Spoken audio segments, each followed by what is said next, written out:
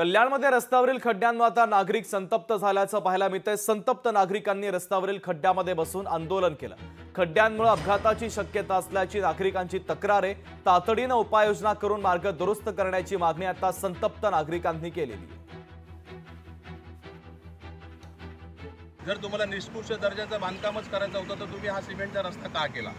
आधी या 6 महिने वर्षभरापूर्वी इथं मोठे बॅनर लागले होते की आमदार निधीतून हे काम केलं जाते म्हणून रस्त्याचं, आणि ते पण टप्प्याटप्प्याने केलं जातं। हे टप्प्याटप्प्याने केलेलं बांधकाम देखील योगीधाम वासियांना नाहक त्रास देणार आहे।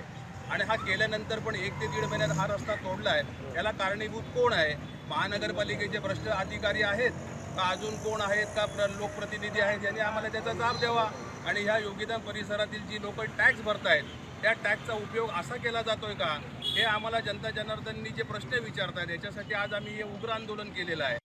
शाही मराठी ऐका, पहा, जागरूक रहा।